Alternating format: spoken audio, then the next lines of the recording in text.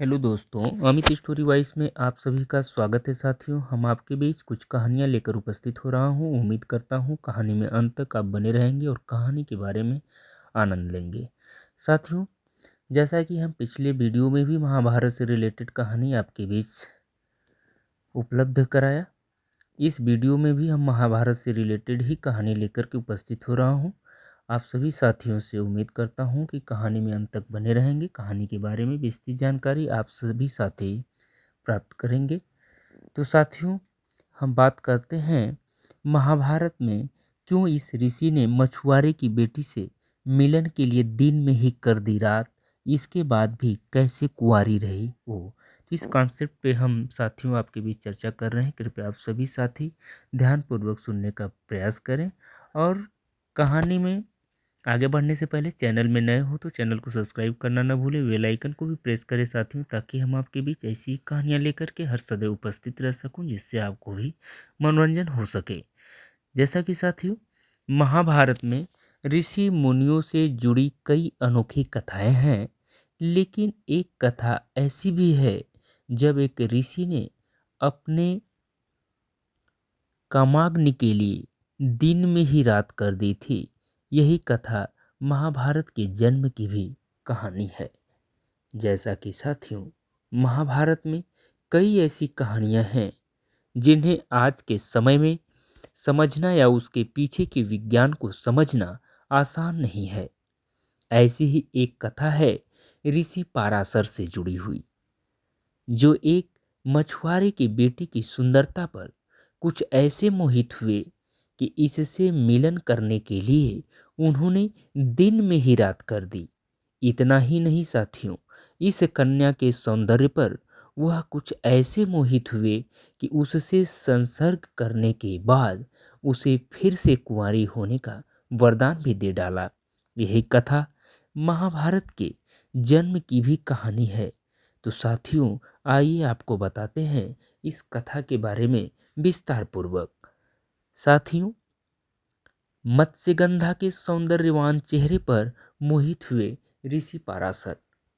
जैसा कि तेजस्वी ऋषि पाराशर तीर्थ यात्रा पर निकले थे, घूमते हुए वे यमुना के पावन तट पर आए और एक मछुआरे से नदी के उस पार पहुंचाने के लिए कहा। साथियों, वह मछुआरा उस समय खाना खा रहा था, तो उसने अपनी पुत्री मत्स्यगंधा से मुनि को नदी पार कराने को कहा।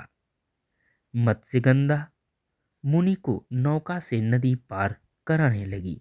जैसे ही मुनि पराशर की नज़र मत्स्यगंधा के सौंदर्यवान चेहरे पर पड़ी तो उनके मन में काम जाग उठा और साथियों, उन्होंने जो है अपनी कामना मत्स्यगंधा के सामने रखी। तो मत्स्यगंधा ने सोचा, मैंने मुनि की इच्छा के विरुद्ध कुछ भी कार्य किया तो ये मुझे श्राप दे सकते हैं। इसलिए उसने चतुराई से कहा, हे मुनि मेरे शरीर हे मुनि मेरे शरीर से तो मछली की दुर्गंध निकला करती है। मुझे देखकर आपके मन में यह काम भाव कैसे उत्पन्न हो गया। साथियों, मुनि जो है चुप रहे। तब मत्स्यगंधा ने कहा, मुनिवर मैं दुर्गंधा हूँ। दोनों समान रूप वाले हो तभी संयोग होने पर सुख मिलता है। जैसा कि साथियों, अभी दिन है, सुनते ही यमुना तट पर हुई रात, तो पराशर ऋषि ने अपने तपोबल से मत्स्यगंधा को कस्तूरी की सुगंध वाली बना दिया और उसका नाम सत्यवती रख दिया। साथियों, ऐसे में सत्यवती ने उन्हें याद दिलाया कि अभी तो दिन है, तो उनका मिलन संभव नहीं है।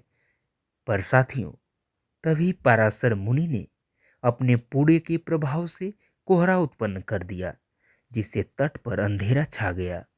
लगा मानो दिन में ही रात हो गई है।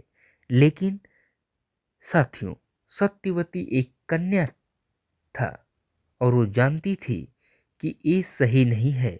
उसने कोमल वाणी से प्रार्थना की, कोमल वाणी में प्रार्थना की कि प्रियवर, मैं कुंवारी कन्या हूँ। यदि आपके संपर्क से माँ बन गई तो मेरा जीवन नष्ट हो जाएगा। ये सुनते ही पराशर मुनि ने कहा, प्रिय, मेरा यह कार्य करने पर भी तुम कन्या ही बनी रहोगी, तुम्हारा कौमार्य भंग नहीं होगा।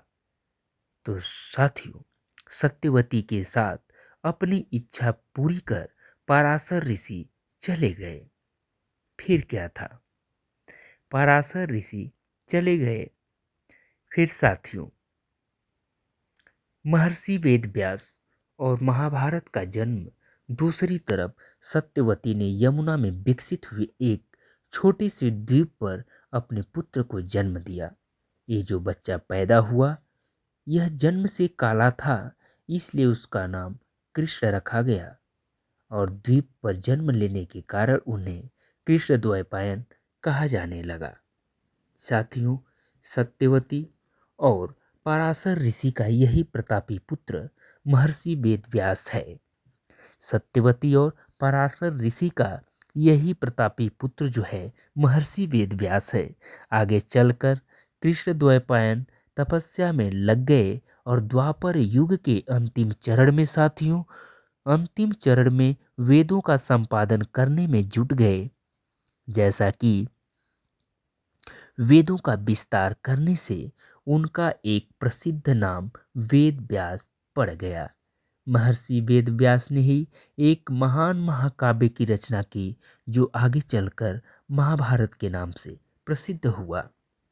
वहीं दूसरी तरफ बेटे को द्वीप पर छोड़ने के बाद सत्यवती फिर से कन्याओं की तरह रहने लगी और इसी सत्यवती की सुगंध पर राजा शांतनु मोहित हो गए थे।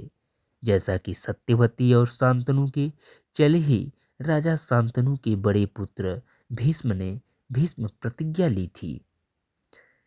तो साथियों, ये रहा जो है अनोखा मिलन पराशर मुनि और सत्यवती के बारे में। उम्मीद करता हूँ साथियों की कहानी में आप सभी अंत तक बने रहे होंगे और महाभारत से रिलेटेड जो कहानी हम आपके बीच प्रेषित किए, आप इसके बारे में जानकारी प्राप्त किए होंगे। इससे जो है आपको बहुत बड़ी प्रेरणा मिलेगी सुनने मात्र से। तो आप सभी साथियों से उम्मीद करता हूँ कि कहानी पसंद आई हो तो कमेंट बॉक्स में कमेंट करके बताएं। और साथियों, चैनल पे नए हो तो सब्सक्राइब करना ना भूलें, बेल आइकन को भी प्रेस करें ताकि हम आपके बीच साथियों ऐसी ही कहानियाँ लेकर के हर सदैव उपस्थित रहूं, जिससे आप कहानी का आनंद ले सकें।